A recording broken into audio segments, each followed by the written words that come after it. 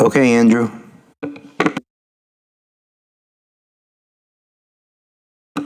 Good evening. Welcome to the March 10th Commission on Disabilities meeting. Please stand for the salute flag. I pledge allegiance to the flag of the United States of America and to the republic for which it stands, one nation, under God, indivisible, with liberty and justice for all. Members, just please make sure your cell phones are all on silent. Mr. Vice Chair Frenny, could you please do a roll call of the members? Thank you, Mr. Chair. Michelle DeBellis. Present. Enza Goodwin. Present. Robert Bent. Present. Pauline Perno. Present. Albert Sheridan. Present. Chairman Ralph DeChico. Present. And Vice President Rick Frenny here. All present, Mr. Chairman. Okay, so we have a quorum. Thank you. Item number 1 is just a motion to approve the meeting minutes from February 11th, 2020. I had emailed a copy of the minutes from last month, everyone, and I had given everyone a copy here tonight. So if you have a chance to look them over and if there's any problems, please let me know. I also had given Robert and Albert the meeting agenda in minutes from last month and the month before with some information that we discussed last month. Motion to approve the minutes from February 11th, 2020. I make the motion. Someone accept? I'll second it. Thank you. Okay, I'm going to take the items out of order for tonight. I am actually going to take up item number 7, and I have Dimple Rana, who's going to come up and discuss the 2020 federal census.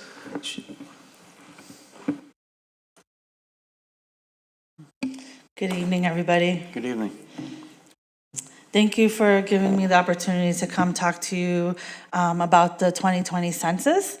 Again, my name is Dimple Rana, and I'm the director of the Healthy Community Initiatives Department here for the city, and also one of the co-chairs for Revere Counts, which is the city's complete count committee. So each city and town has a complete count committee, which is made up of local stakeholders, partners, individuals, and people who, including businesses, people who are going to help the city get the word out about the census and why it's important. I wanted to just also start with saying that this information that I'm going to share is also going to be available on the city's website. And if there's questions about the census, that you can call Revere 311 and they can direct you to the appropriate resource or to me to answer any questions that you have. So before I start to tell you everything about why the census is important, I do want to start off with some key points. Starting actually this Thursday, invitations to respond to the 2020 census will be delivered, again, starting this Thursday, March 12th until March 20th. And once households receive this invitation, you can respond online at my2020census.gov by phone or by mail. To help you answer the census, the U.S. Census Bureau provides translated web pages and guides in 59 non-English languages, including American Sign Language, as well as guides in Braille and large print. By phone, you can speak to a live customer service representative in English, Spanish, Arabic, TDD, and 12 other languages. It's also important that we make sure that everybody is counted because according to the George Washington Institute for Public Policy at George Washington University, they have a report called Counting for Dollars 2020, where they came up with figures for each state. And for Massachusetts, each completed census survey equals $2,372 of federal funding for each resident here. And so it's important that we encourage everybody, each household, to fill out the census because this is important federal dollars that will come to the city to help us with many things, such as public education and childcare, roads and public transportation, infrastructure, nutrition and families, and programs such as WIC, SNAP, TAMF, childcare, elder care, affordable housing, healthcare, political representation, and more. So what is the census and why is it important? Once a decade, America comes together to count every resident in the United States, creating national awareness of the importance of the census and its valuable statistics. The decennial census was first taken in 1790 and was mandated by the Constitution. It counts our population and households, providing the basis for reapportioning congressional seats, redistricting, and distributing more than $675 billion in federal funds annually to support states, counties, and communities' vital programs impacting housing, education, transportation, employment, healthcare, and public policy. And so again, the census benefits our community with federal funds, grants, and support to states and counties and communities based on population totals and breakdowns by sex, age, race, and other factors. Our community benefits the most when the census counts everyone.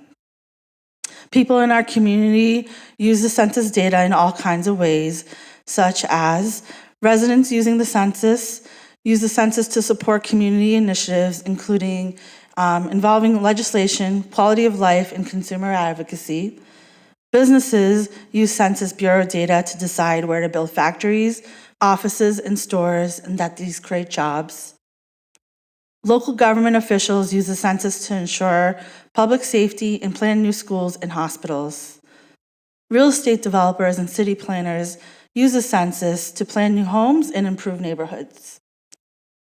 Again, invitations to respond to the 2020 census will start to get delivered starting this Thursday to each household in Revere and across the country between March 12th and March 20th.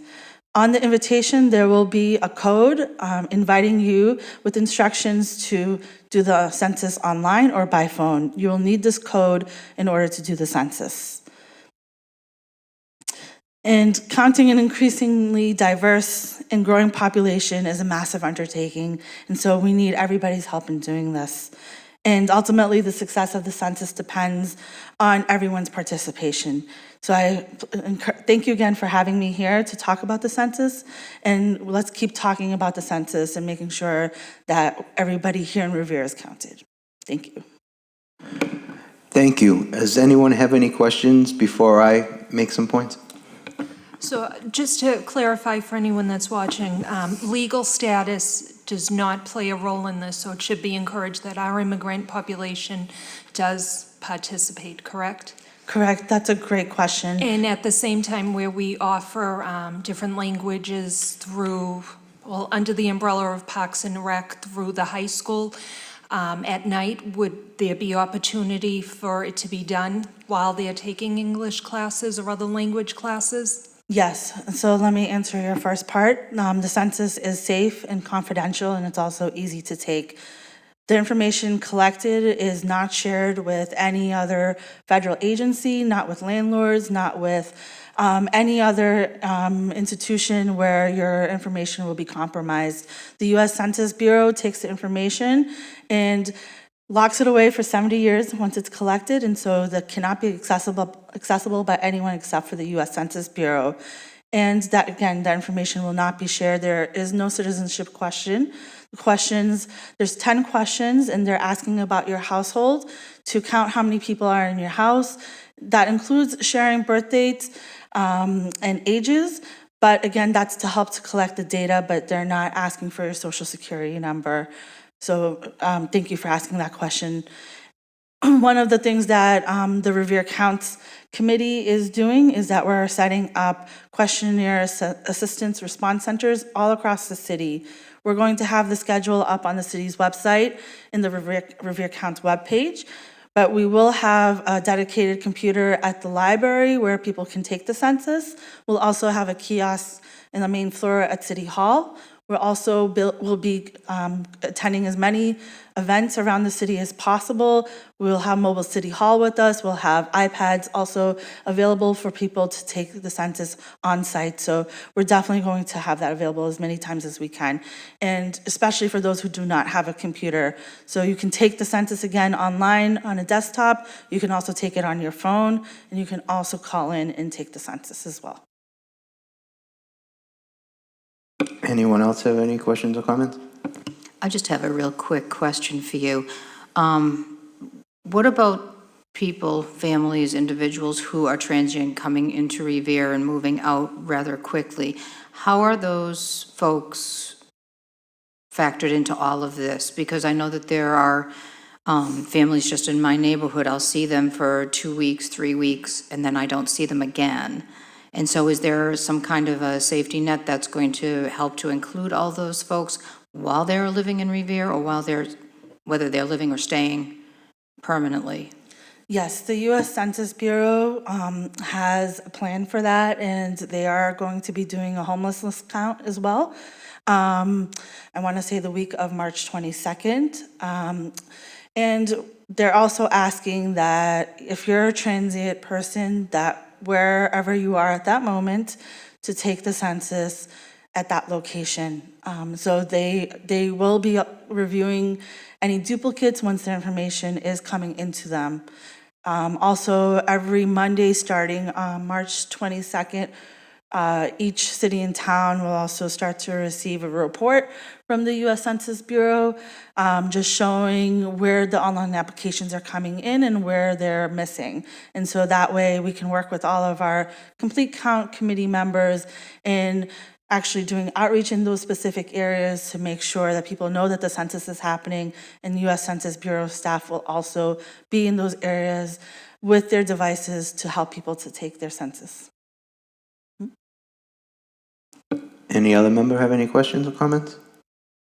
The only comment that I want to make is I know historically from some data that I've gotten in the past is Revere's disabled populations has been severely underreported and accounted, and if we can get people to fill out the census, not only for everyone in the city, but especially the disabled community, that will greatly benefit in order for the city to be able to get programs and infrastructure work dollars.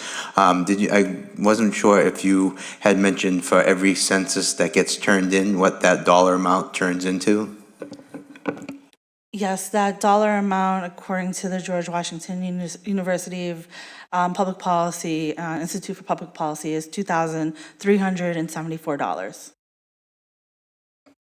Okay, so it is very important that if we could have everyone fill out a census form, and as it was stated before, the information is very safe, and it's not shared anywhere, and it only benefits our residents of Revere. If we fill it out, the tax dollars are going to come back to benefiting us, the citizens. So that, it doesn't all have to come from our tax dollars when we need infrastructure work, we need programs for, child care, senior care programs. The spectrum is wide and what it can provide for. If I could just add one more comment to that, I did a presentation for the Complete Count Committee's kickoff, and I did a comparison of the city of Malden and the city of Revere in terms of a federal program called Community Development Block Grant that is administered by HUD, and it showed that Malden had counted more people in their 2010 census, and as a result, their CDBG funds actually funded 26 programs last fiscal year, and Revere funded 6. And so we have an opportunity to make sure that we're all counted, and especially people, if you feel that someone needs assistance in filling out the census, again, you can call my office through Revere 311, and we'll work with the U.S. Census Bureau to make sure that someone is helping them. And also, the only information that's basically one of the only informations is if they just need to know the date of, was it the date of birth when people need to go fill it out, if they go to one of the walk-in centers. And also, there's no personal information that's really tied down to that. We'll say that this census survey is tied to a specific person. Correct. And so all the information, again, is confidential and safe.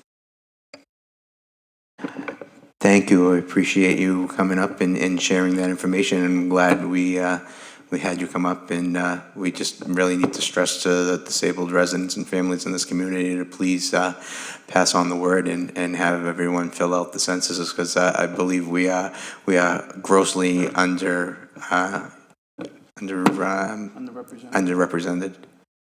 Thank you for having me up here. Thank you. Thank you.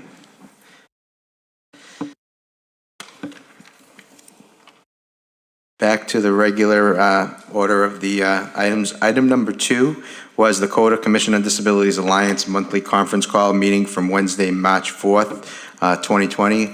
Actually, there was a scheduling conflict with Coda, and they were not able to facilitate that call, and they had moved it to tomorrow. So next month's meeting, I will be updating everyone for 2 months of calls.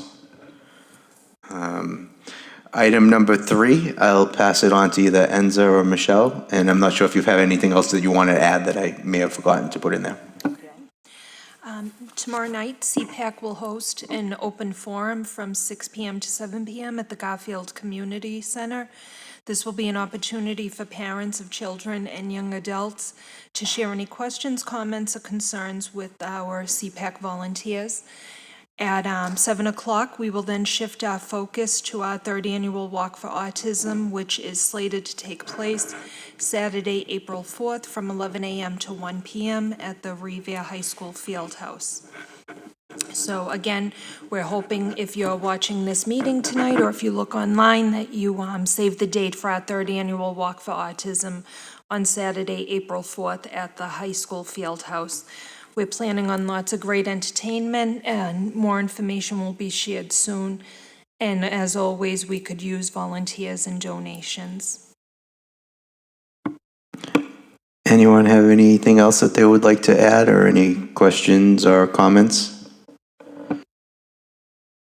Yes.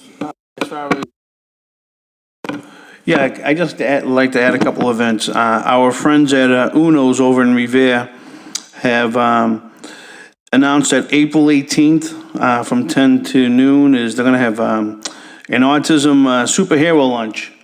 So all the superheroes will be there, all the Avengers, there'll be princesses, and that's from 10 to 12 on April 18th. I'd like to thank Vincenza Peroni Sullivan. She's in charge of the marketing for the Northeast for Uno's. And then on, that's April 18th, yes. And on April 9th, they're going to have an autism night there from 6 to 9 p.m. at the bar. This is for adults. There'll be a celebrity bartender that night serving drinks. That'll be me. And that is April 9th, so all the proceeds. That night will go to the Little Ricky Foundation for Autism. So that's April 9th, Autism Night at the bar, 6 to 9 at Uno's. And then April 18th, Superhero Lunch from 10 to 12. All the superheroes and princesses bring all the kids. They'll be able to take pictures and do all that stuff. And they'll stay later if they have to. Okay, I think you can order it off the menu, or they have a brunch there as well if you want to just order off the brunch. So that's it. A lot of stuff going on in April for Autism Month there, Mr. Chairman. Thank you. Also, I'll add that I'm not sure if all the schools are doing it, but the Paul Revere School is doing Autism Day, April 1st, that students will be wearing blue, and they'll be bringing in at least $1, and that will be getting donated to CPAC. Yeah. If I could, so that is a district-wide initiative. We kind of got it. It's been going on each year at each building. They've run it on the day of their choice, but for the past couple years, we've picked one day, and it's citywide and school-wide. So April 1st, we're encouraging everyone to wear blue, and the suggested donation is $1. Thank you. I just wasn't sure if it was for citywide, all the schools. I know I'm involved with the Paul Revere, and we have it for that day. I just want to backtrack a little bit. There was one thing that I wanted to read, but I wanted to take the items out of order. We had a special day on February 26th of this year, 2020. That marked the Americans with Disabilities Act 30th anniversary. The year 2020, this marked the 30th anniversary that President George H. Bush signed the Americans with Disabilities Act, ADA, into law. The U.S. Department of Justice celebrates the many ways in which the ADA has transformed American society and enabled a generation of Americans with disabilities to thrive. At the same time, the DOJ recognizes that too many barriers to equal opportunity still remain. They recommit their work of making the promises of the ADA a reality, enabling all Americans with disabilities to achieve their dreams and to reach their full potential. That's our mission as the Commission on Disabilities, and this was the 30th anniversary of it.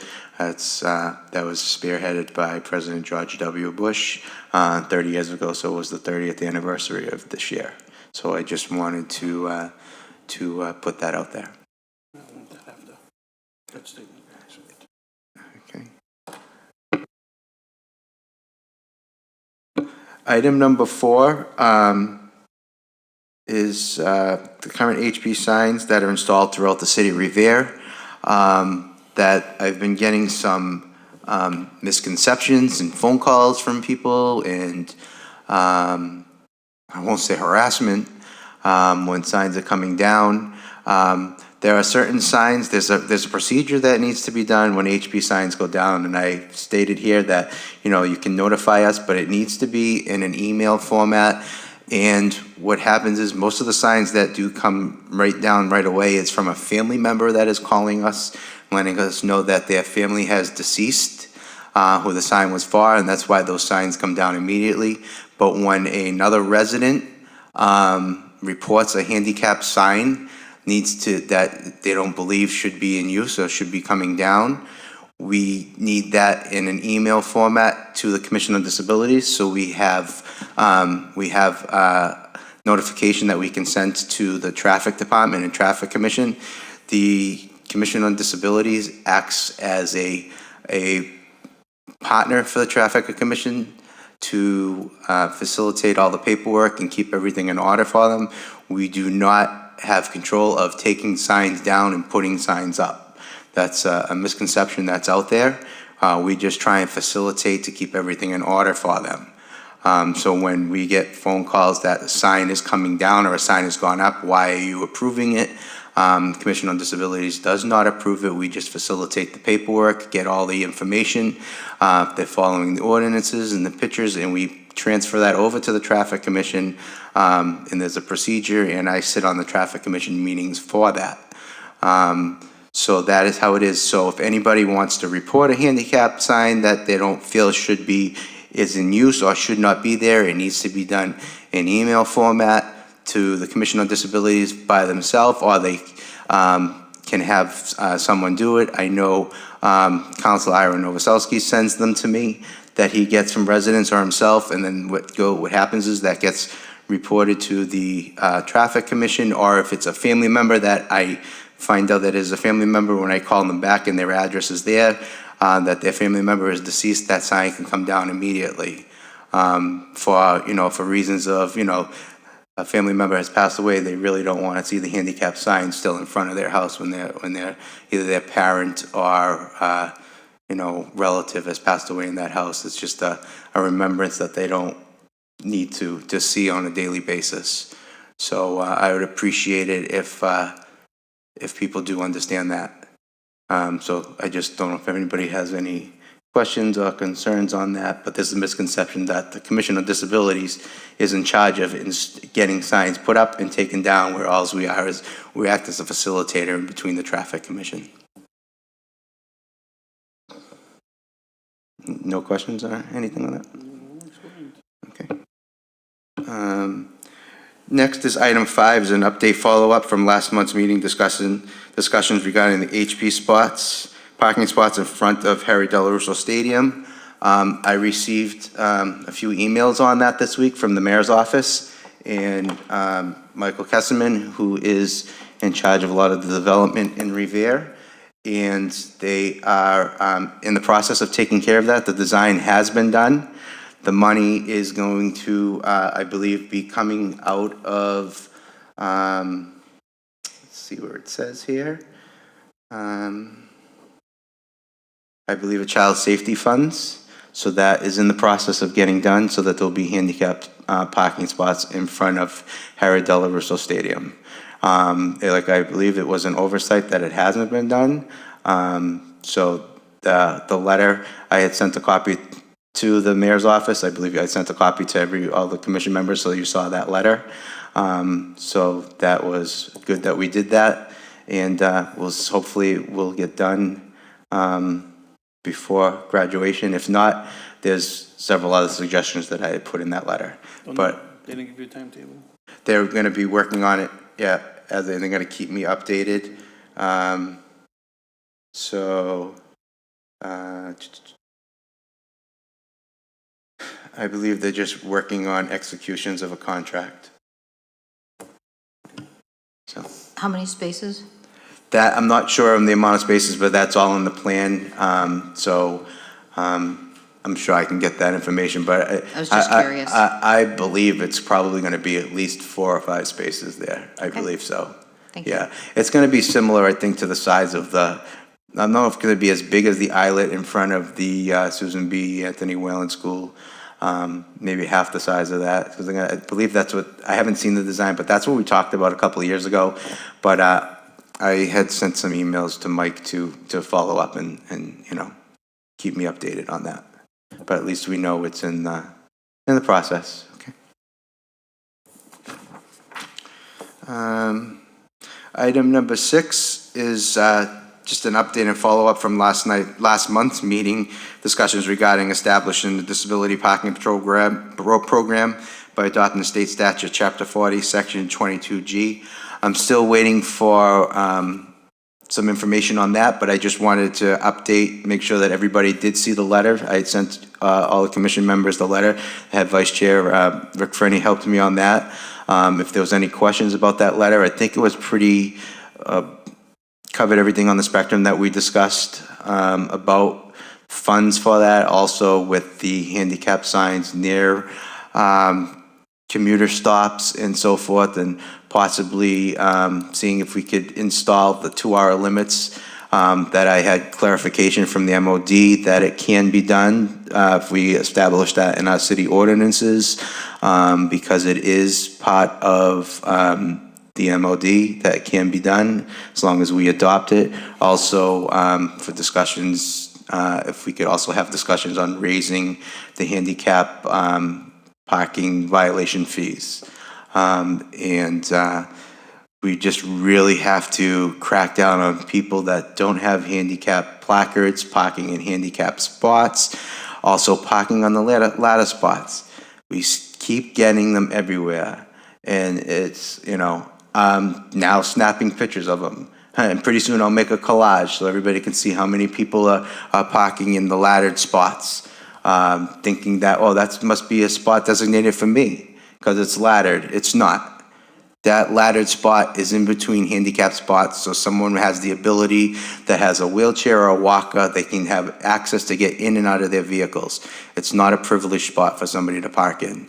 So please remember that any of my commission members too, if you ever see somebody in a laddered spot, snap a picture of the car for me, because I will be making a collage of all these cars that are parking in those spots.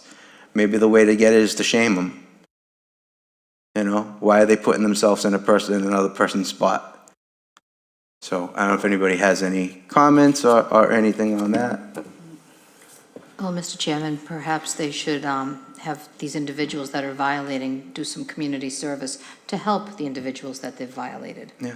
That might be a little bit more effective. Yeah. And like I said, if we are able to adopt this and we can have our own parking control, we'd be able to hire our own, maybe we could subsidize paying for, besides the parking control officers, because they are very out there we can have dedicated to go and just be looking for that. And that may put a stop to it, but we really want to increase the handicap parking fees, violation fees. Anyone else have any questions or comments on that? Item 7, we discussed that. We had Dimple Rana talk about that. Item number 8 was open up for residents' concerns or any ongoing issues, questions, or feedback, or if any other member has anything else that's not on the agenda that they want to discuss or bring up. I just want to ask Rick, when he does the bartending that night, do you have a signature drink that we should know about, or anyone watching?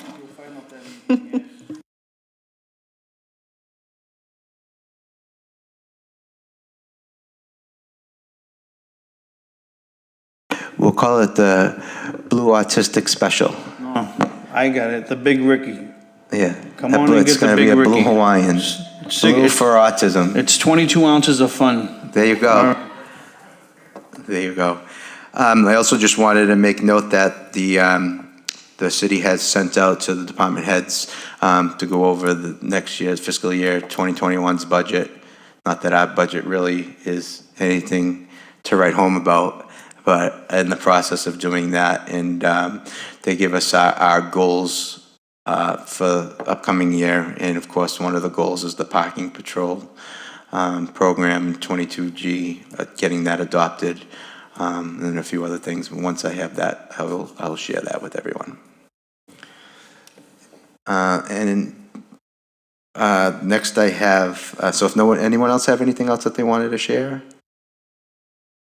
Okay. If I could just have either Enza or Michelle, you could flip a corner for item number 9. The Commission on Disabilities has office hours on Fridays from 8:15 to 12:15 in the Veteran Service Office in the rear of the Legion Building at 249 R Broadway, which is right next door to City Hall. You can call for an appointment if you would like, but you do not need one. You will be able to talk to someone from our 311 Service Center on other days when you call our office at 781-286-8267. They will be able to answer most questions, but if they are unable to, or if you would like a call back from our office, they can transfer you to the Disability Office voicemail, and someone will get back to you as soon as they can. Also, please let us know if you would like something discussed or brought up and added to our monthly meeting agenda. You can let us know if you would like to come and speak on any issues or concerns. The Commission is here to help and assist all the disabled residents and families of Revere. Thank you. So the next steps, I will keep everyone updated for the Harry Delarusso handicap parking. If I get any information regarding the adoption of the Chapter 40, Section 22G. And also next month, I will keep you updated on CODA, the 2 CODA meetings, and budget information. Before we make a motion to adjourn, does anyone have anything that they'd like to say? Robert, it's nice to have you back. Yeah, no, welcome back, Bobby. Don't go away again. Again, I'm not guaranteeing that, but on a serious note, I would just like to take a second to wish my wife a happy 8-year anniversary. Today's our wedding anniversary. How you stand me, I have no idea. We don't either. No one asked you. Can I have a motion to adjourn? I'll make the motion. Yeah, second that. Okay, motion to adjourn. Our next meeting will be Tuesday, April 14th, 2020 at 6 p.m. Happy St. Patrick's Day. Everybody please stay safe. Remember to wash your hands and don't take the hysteria of getting scared from all this media. Good night.